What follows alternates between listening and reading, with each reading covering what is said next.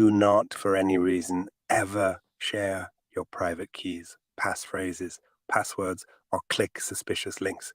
Everyone all the time is trying to steal your stuff, so go slow and be careful. There's no point making all this money just to give it to a thief.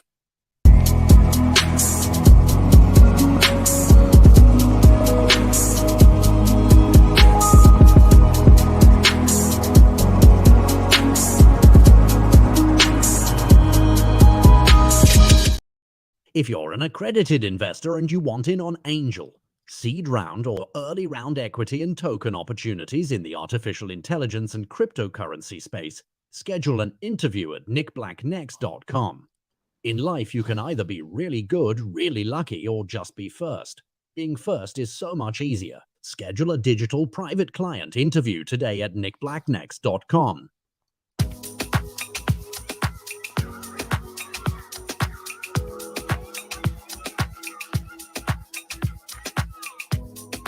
Okay, real quick, a little bit of housekeeping on the for those of you that are emailing me and you're saying, oh, I can't find the node thing for the nodes. We're the nodes, dude. So that is easy. Good morning. When you go to either powertradeit.com, nickblacknext.com, they all resolve back to the same place. And on this main page, if you just scroll one background color down, so below the ticker, you see like we have a real-time ticker. Yes, and you can, yeah, got it. Cool. Okay, you go here, you notice there's two sides. One of them says hypercycle nodes and hypercycle questions can all be found by clicking on this image. You can click on hypercycle info or the image, and it takes you to a page that says hypercycle node licenses. Yay. And from here, you can go to the node list. You can do all sorts of cool stuff. Say, oh, what? Look at all this FAQ. What the FAQ? But if you have more Qs than are on the FAQ, because we can't answer everything right now, because we don't have all the details yet, because they're rolling them out. Name, first and last. You don't need last name, but you can. Email, because we can't respond. We don't have your email. And then your message. And then we will get back with you. That is how it be. Okay. And then you can look at the node list, which is cool. How does this work? You look at when it was updated. If you purchase your nodes before that moment, then you go over here and you can, oh, this is the view only. You can go, you basically enter your ID, your wallet, and you can check it, and then you can see if you're on the list. You'll be like, oh, cool. And see all these, those are people. Those are humans on the list. So that's how it works. So it's pretty, pretty easy. So go slow. Also, don't send any payments directly from an exchange. You should always get in the habit of taking your currency units, putting them in a MetaMask wallet, and then doing stuff from your MetaMask wallet. That is like your little Swiss bank account. Don't do exchange-related crap for a variety of reasons, which I'm not going to get into here. We'll probably get into in September, because part of the crypto space is not just going in, but it's going out. And it's not just selling off assets, but perhaps borrowing against them, because the tax man doesn't imply taxes on debt. Yeah, it's all sorts of cool stuff, but we can't get to the cool stuff just yet. So today we're going to focus on game theory.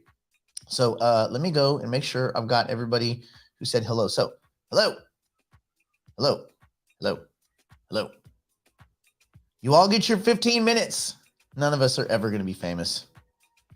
My friend is famous. He's super famous. And I don't think he likes it. I think he liked the first year of it. Now he's over it. Now he's a hermit. That's what you get, buddy. That's what you get for being famous. I can still go to Domino's. Ain't nobody knows. All right. Hello. And hello. Ooh, nice. Hello, hello from Scotland. And hello. Okay. So today we're not going to look at markets. We're not going to do any of that stuff. Today is all about the game theory. So this is a class in session.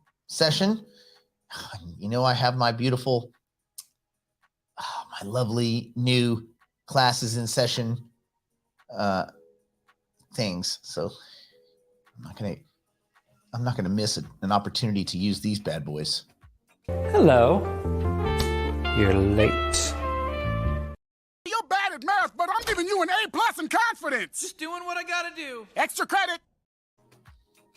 So what we're gonna do, we're gonna look at payoff matrix. We're gonna look at just all sorts of game theory basics, but I prepared it in a little bit more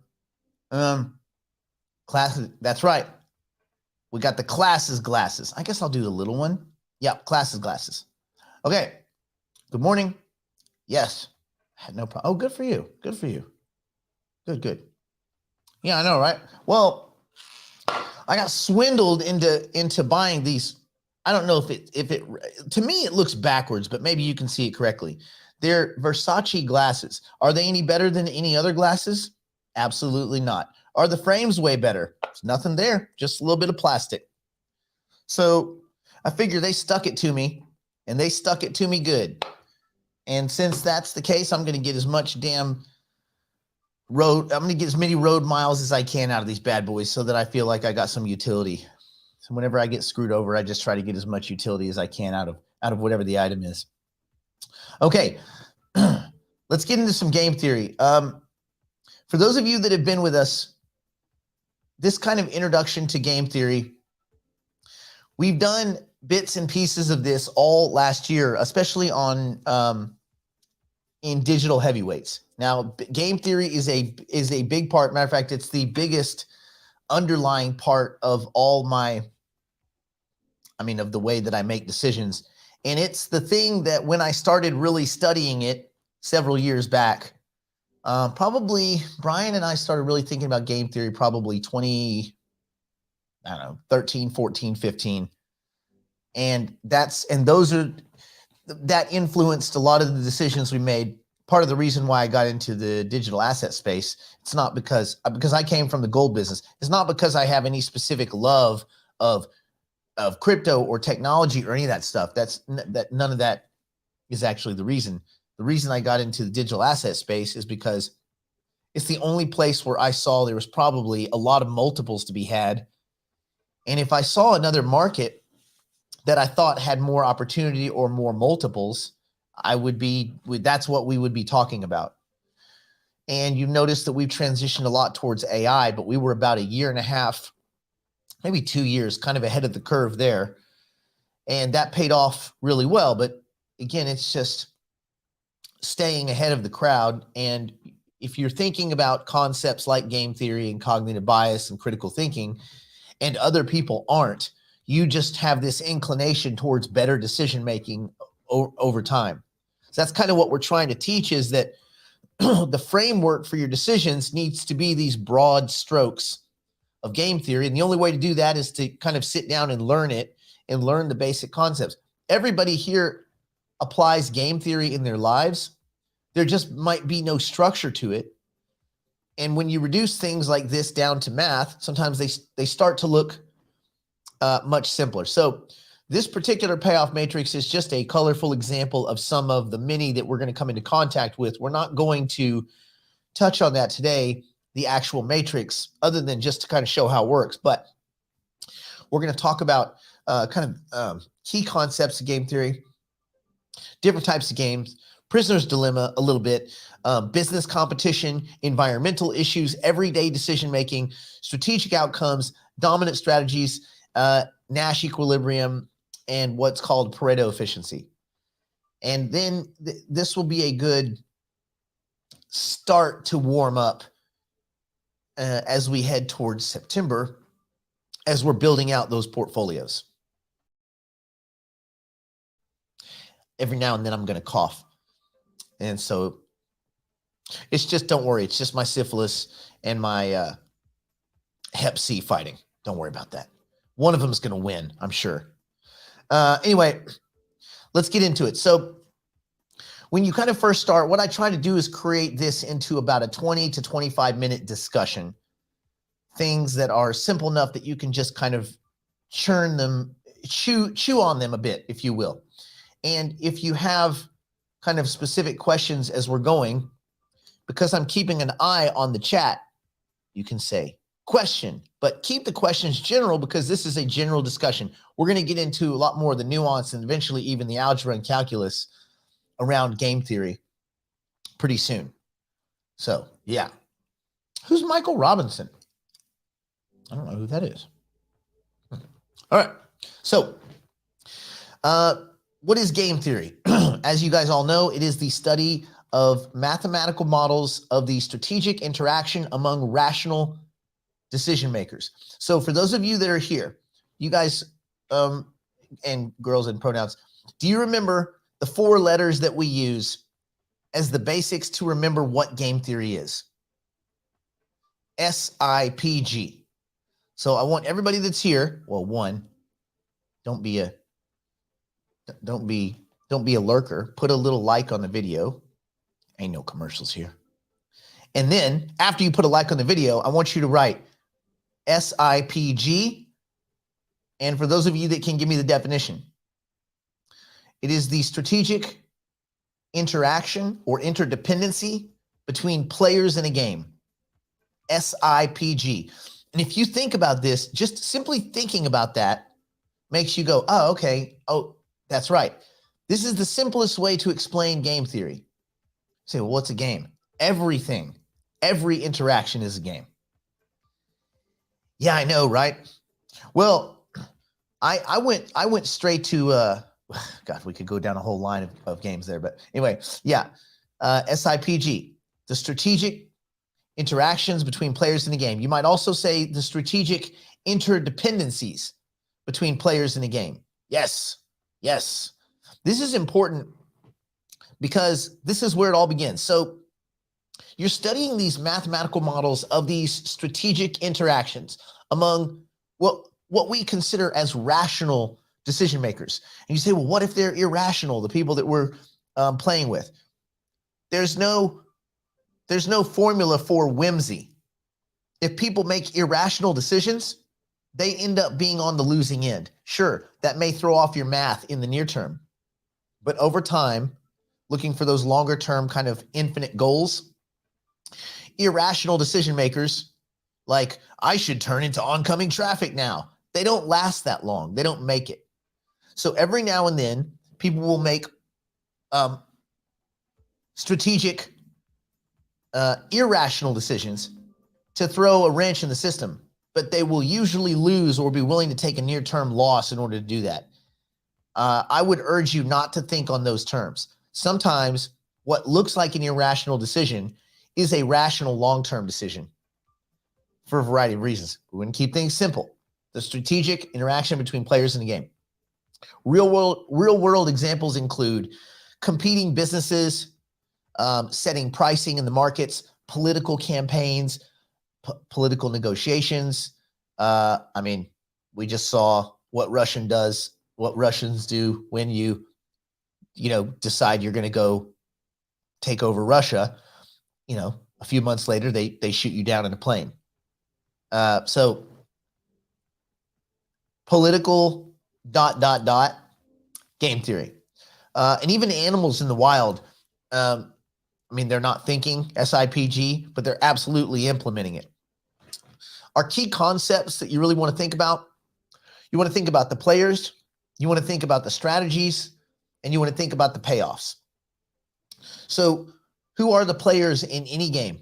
You can reduce a big, giant, complex, any type of scenario into smaller subsets, smaller games. Like even within a big game, there are little games. So look at a game of football. Who are the players? Well, you see the players on each side of the team. You see the coaches. You see the coaching staff. There are a lot of games being played in a game. And so sometimes you have to decide, for instance, what are the game that the two coaches are playing? They're playing a kind of game against each other.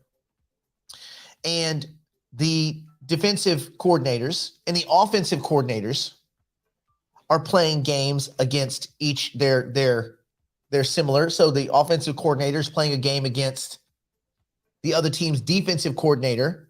That's its own game with subsets of mini games, each down potentially being a game, sometimes mini games inside a single down, if you want to really dig into it, because you have the game between the quarterback and the other team, receivers and safeties, defensive. I mean, when you start looking at it, there are a lot of games going on inside the game. So the individuals or entities that are making these decisions, these are all the players in the game. What are the strategies employed? So you have the various plans or decisions made by the players in the game. And Brenda, yes, this is today. It is right now. It is, as I look, 8:15 a.m. Pacific time. Oh, God. Siri starts doing it. Thursday, the 24th. Or I'm so clever, I game theoried out that Brenda would ask that question at exactly this time. You'll never know. Okay. So the strategies are the plans or the decisions that are made by each of the players and their similars or their counterparts. What are the payoffs? Whenever you look at any kind of game theory situation, you're looking at what are the outcomes that result from the combinations of strategies, because it's not just what one entity does, what one player or individual, it's the player and the reaction. Do they work together and cooperate, or do they defect? So now I want you guys to write the concept of cooperation and defection. Cooperation and defection. We can either work together or we can work against each other. And we won't know until after the fact. And that's another thing that in game theory, you don't know what the other person has done until it's been done. And a lot of times these two the decisions that each player is making are siloed in like the prisoner's dilemma, where one person's in one room. They don't know what the decision is of their partner. These two people that might have gotten wrapped up in some criminal conspiracy. They don't know what the other's going to do. So they have to make a variety of assumptions, and then they have to maximize their own outcomes given the set of rules with a variety of strategies. So the payoffs are the outcomes that result from a combination of strategies from both parties. And we say, well, only two parties? Can't there be more? Sure, there can definitely be more, but we always want to reduce things to the simple. Was Einstein things should be as simple as possible, but no simpler? Something like that. Okay. What are the, let me make sure I've got the right, types of games. Okay. We have cooperative and non-cooperative games. We have zero-sum and non-zero-sum games. There are actually a bunch of different types of games, but we're going to focus on the most basic, which are cooperative and non-cooperative, and zero-sum and non-zero-sum. So a cooperative game, what does that sound like? Cooperate. Can players collaborate? Can they talk? Can they work together? Price fixing, gas companies on adjacent corners, talking to each other about setting prices so that they're not gouging each other. They're not undercutting each other, right? Because sometimes competition can erode margins for everyone. So cooperation, right? Cooperation defective. So we have two different kinds of games, which are cooperative and non-cooperative. You just ask yourself, can the players cooperate? That's a question you want to ask yourself, because that does change the narrative quite a bit. And again, we're not going to get into the nuances of these, but you need to have the broad strokes. Then we have zero sum versus non-zero sum. You say, what does that mean, zero sum? I hear that term a lot. Is the gain of one player necessarily the loss of the other? So let me give you an example. Many of you may watch soccer. Football, right? But it's European football, soccer. In a regular league game, is that a zero-sum game or a non-zero-sum game? And then to reduce the question, can a regular season game end in a tie, or does there have to be a winner? And I'm curious to see, well, one, I'm curious to see how many of you watch European football. I guess if there's not golf or something like that, or WNBA, maybe you will. But the essential fact is, yes, during a regular season game, soccer, European soccer, a game can end in a tie. Okay? Now, make the next and I believe MLS does also allow for a tie. Now, what about in the finals? The last game of the finals, especially if they have a multi-game finals, the last game of the finals, do they allow a tie? Or do you have to pick a winner? And that is the difference between zero sum versus non-zero sum. Zero sum means there will be a winner, there will be a loser, meaning the gain of one team results in the loss of the other, right? And a shootout determines a winner. Penalty time determines a winner. Has to be a winner, right? So regular season games in soccer generally are non-zero sum. You can have a tie. Points are assessed for a victory. Points are assessed for a tie. Points are assessed for a loss and all this kind of stuff. Well, you don't get points for a loss, but you get it. So that's a big determining factor too, because the stakes are much higher when it is a zero-sum game, when there is one winner and one loser. All right? So this is just kind of a broad concept day, but it is important to think about. Let's talk a minute about the prisoner's dilemma. And this is a simple game. I'm going to explain to you kind of the scenario and then talk about if there's cooperation, if there's betrayal, right? So there's defection and there is cooperation in every scenario. Well, not every. So here's an example. Here's kind of a, people start typically in game theory and they learn the prisoner's dilemma because it makes a lot of sense, kind of easy to wrap your mind around. So essentially you have two suspects that are arrested. They're put in separate rooms and the cops go in and talk to them. They can't hear each other. They don't have access to lawyers yet. They haven't lawyered up or live in a country where you don't have a right to a lawyer. Either way, they have the choice to cooperate, meaning to stay silent, or they can defect or betray each other, tell on each other. You say, okay, what would be, what are the potential payoffs? What's the reward? What's the incentive structure? If both of them stay silent, they don't talk, each will get 1 year in jail.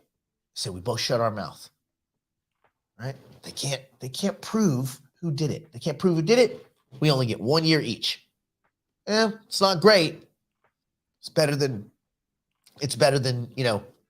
some alternatives.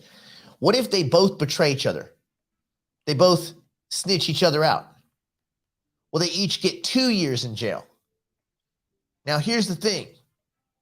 If one of them snitches and one of them stays silent, the one who snitched, the grass, he goes free. The one who kept his mouth shut, he gets 3 years. And so you say, man, if they would just both shut up, but they can't assume that. The reality is they have to assume that the other is going to do what's in their own personal best interest. And they have to assume that the other person's going to assume that. Again, we're dealing with rational decision makers. So you can't keep your mouth shut because it's not rational to assume that they'll keep their mouth shut. Sure, they should, but they're thinking, wait a minute, if I keep my mouth shut, if Alice keeps her mouth shut and Bob talks, Alice, she's going to get sent up for 3 years. That's too risky. So the greatest strategy for both of them, the dominant strategy, which is this kind of concept of a Nash equilibrium, a decision where each person makes it and they can't possibly make a better decision. It is their most dominant strategy. The equilibrium is that they both talk. And if they both talk, they get 2 years. But one of them is not going to end up going free and the other one getting 3 years. So this is just the reality. Now, obviously, the best scenario would be if they both kept their mouth shut.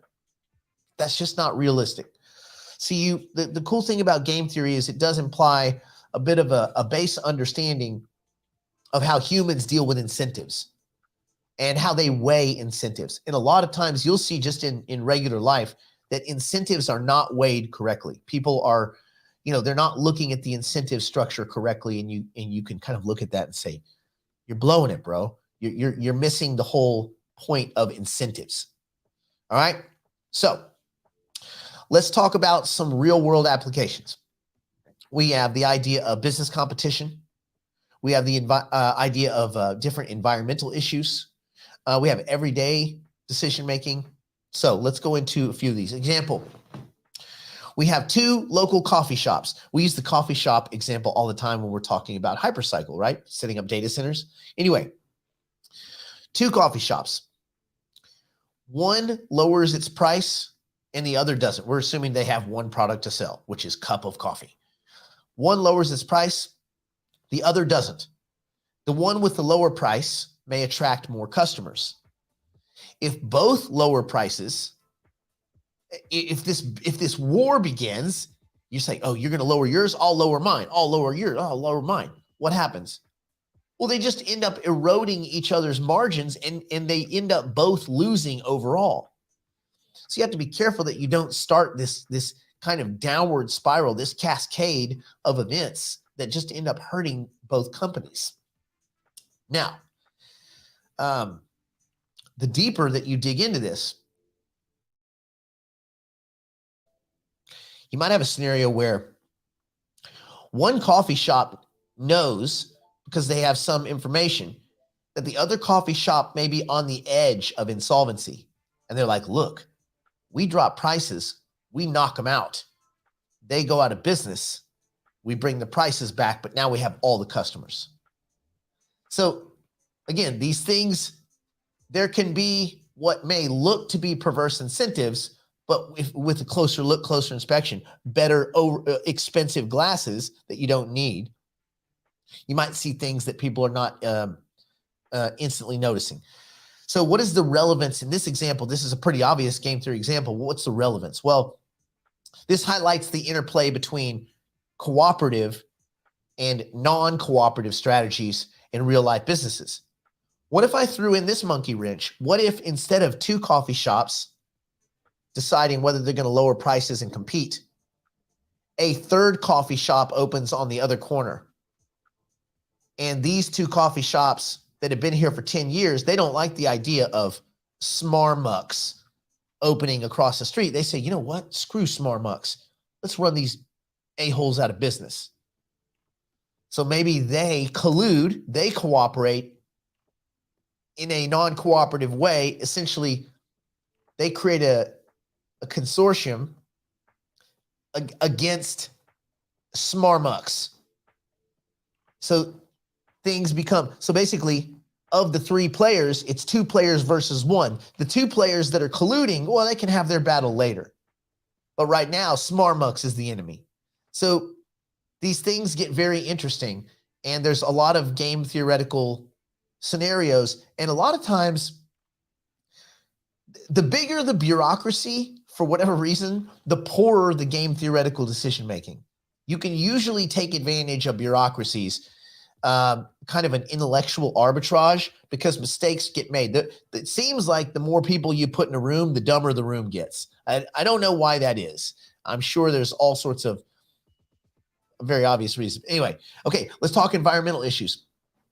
Overfishing and the tragedy of the commons. So the example we'll use is multiple fishing companies using the same fishing grounds. So we have the same pile of water, the same lake, a bunch of different fishing companies. If everyone fishes sustainably, then they can all benefit for years. There's enough time for the fish to regrow, and you can catch them, and everybody can get enough fish. But if one of the companies overfishes while the others don't, that one gets a short-term boost, but it is a long-term expense of all of them, including itself.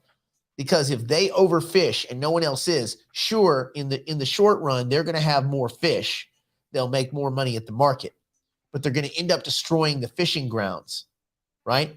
And so the relevance in this situation to game theory is it demonstrates this shared resource dilemma where individual rational choices lead to a collectively irrational outcome. Remember, we're always trying to assume that both of the players are rational. And so if seemingly rational behavior begins to be irrational and you notice one party is not adhering to that, you got to factor that in. And that's that whole idea that irrational behavior can make its way in depending on the incentives, right? Okay, let's talk about everyday decisions. So holding the door, for example. Consider two people approaching a door. If both decide to hold the door, it's a waste of time, right? We can't both hold the door. If neither holds the door, then one of them is going to feel like, yeah, what a jerk. But if one holds it, the other benefits without doing anything at all. You say, what a weird scenario. Basically, one person just scoots on through, the other person does this good deed. This is still a game theory example. So the relevance of it is it highlights that even in simple daily interactions, we play out many games of decision making based on the predicted outcomes and the mutual benefits. What I try to do is, it's my rule of like door holding is if you're the first one there, you hold the door, but you get close to it. Because if you hold the door and get close and they stop and you're like, no, you go, no, you go, no, screw all that. What you do is if you're there first, you open the door and you pause. If they don't pass you or if they stop, then you go to the other side of the door, still holding it. So you've entered the threshold, still hold the door, let them come through. Everybody wins, and you've intellectually badassed it. So that's good. It's always nice to be the intellectual badass. Okay, let's talk strategic outcomes, dominant strategy, Nash equilibrium, and Pareto efficiency. And then we'll kind of wrap up for today. This seems like it's simple stuff, but you got to kind of absorb it into your brain goo. Okay, dominant strategy. The best strategy for a player to follow, no matter what the other person decides to do. That is the definition of a dominant strategy. Example, in the prisoner's dilemma, betraying the other is the dominant strategy because it always leads to a better or equal outcome compared to cooperating, regardless of the other player's choice. You have to think about that. It's not just the choice you make. You can't affect their choice. These choices are both happening at the same time. You're both pulling the trigger or you're both not. So in this situation, in this prisoner's dilemma, each one of them talking is the most dominant strategy because it always leads to the best or equal outcome, assuming the other person's gonna snitch, right? Because snitches get riches. They no longer get stitches. All right, let's talk Nash equilibrium because it's a term you're gonna hear quite a bit. This is a situation where every player's strategy is optimal given the other player's strategy, and no player has any incentive to deviate from their current strategy. So an example, again, looking at the prisoner's dilemma, when both prisoners choose to betray, neither of them have an incentive to change that strategy. This state that they've achieved is a Nash equilibrium. Now, there are a bunch of other games. We'll get into these as the weeks go on, especially September, October, November. We'll talk about stag hunt. We'll talk about chicken, two cars, which there are different kinds of equilibrium. And the stakes involved may determine the kind of equilibrium. But the Nash equilibrium, again, which you're going to hear a lot, is the situation where every player's strategy is as good as it's going to be, given the other player's strategy being as good as it's going to be. And neither of the players have an incentive to deviate from that strategy. Okay. And then let's talk Pareto efficiency. A situation is Pareto efficient if there's no other possible strategy that would make any one player better off without making another player worse off. So sometimes games have outcomes that are not Pareto efficient, like the outcome of the prisoner's dilemma. That is not Pareto efficient when both prisoners choose to betray. Pareto efficiency is There's no other possible strategy that would make any one player better off without making another player worse. You start thinking, zero sum. There is a winner and there is a loser. And so Pareto efficiency, you will see less and less. Most games, if you reduce them, there is a best or pretty much best decision for both players to make. There is a Nash equilibrium in almost every situation, in almost every game. And occasionally there are Pareto efficiencies in zero-sum games and things like that. We'll get into all that cool stuff. Anyway, the importance of game theory is that you're understanding the decision-making process, from big businesses down to just like little daily interactions at the stoplight, in line at the movie theater for choosing which line. Like we go to the Sherman Oaks Galleria where there's like 9 lines. And the first thing I look at the people in the line. I start making some assumptions based on how they're dressed and if their shoes are clean and if they're in an orderly line or if they're all sloppy, if they're looking at their buddies that might be staggered in other lines. And then whoever gets there first, those people will coalesce. And all of a sudden the 2 people ahead of you became 7, those kind of dickish moves. Everybody's using game theory all the time. Then I also look at the people behind the counter. Do they have expensive glasses that they spent way too much money on?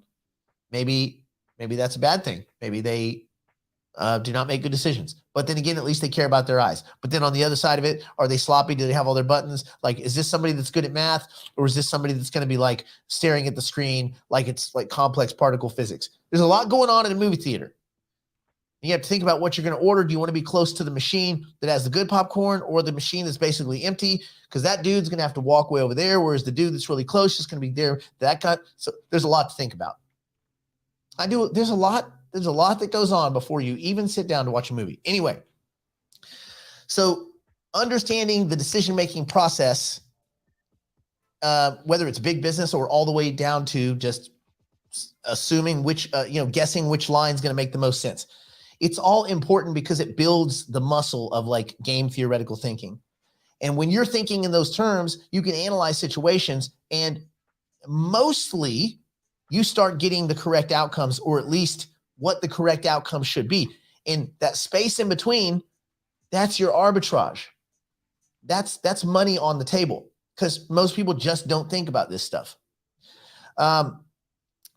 There is the idea that game theory also considers games with more than 2 players. You have continuous strategies. You have repeated interactions over time. So a lot of times you can look at a game and there's certain areas that are repeated interactions, and those you can kind of skip past them because you know what those outcomes are very likely to be game theoretically. You know what the Nash equilibriums are. The more you study this, the easier it gets. So that concepts like evolutionary game theory, which looks at strategies evolving over time in biological scenarios, as we're looking at AI, as we evolve, technologically evolve towards AGI, swarm AI, digital superintelligence, synthetic intelligence, things like that.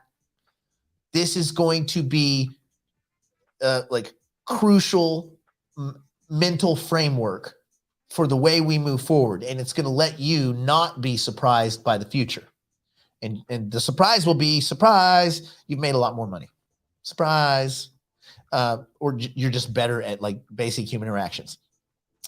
Game theory considers more than 2 players often. There are continuous strategies often. There's repeated interactions often. There's economics. So you reduce it to the simple. You reduce everything to the simple. If you want to read up on books like this, The Art of Strategy is really good. Game theory, a very short introduction. There's a lot of books on game theory now. It's been quite popularized. There are online game theory simulators, and there are apps that allow people to experiment with various game theory scenarios. You know what else you can do? Go to GPT-4 and just ask, give me a game theory example on 2 chickens in a cage, and it will give you an example. And you can one after the next after the next. There's an inexhaustible supply of game theory examples that you can have right there on your phone. So that's kind of fun. The online game theory simulators are really fun. It lets you mess with playoff matrix.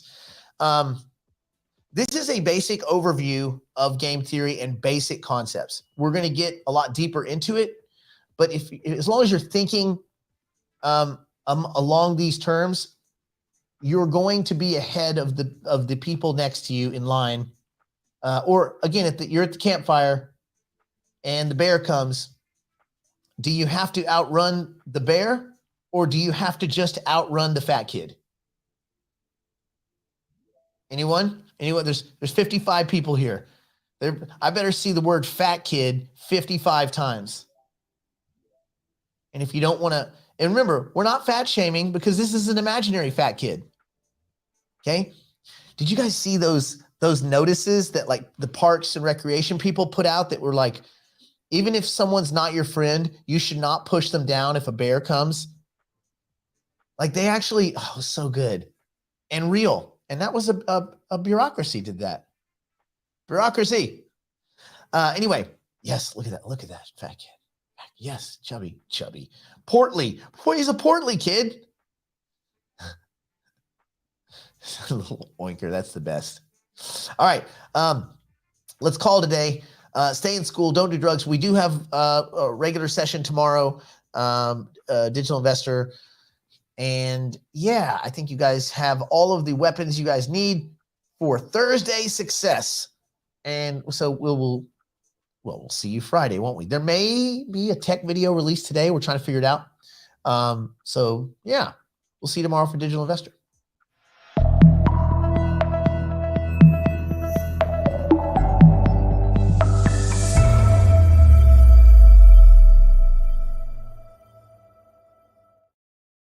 Are you tired of all the uneducated noise you're getting from the droves of YOLO meme coin peddling douchebag gurus out there trying to use you as their exit liquidity? Would you rather learn a competent university-level set of skills that will guide you in managing and investing for the rest of your life? Join us 3 days a week at Digital Investor. Develop your knowledge of game theory, cognitive bias, macroeconomics, monetary theory, investment theory, psychology of the crowds, and more. For more info on Digital Investor and how it can help you, reach out at nickblacknext.com.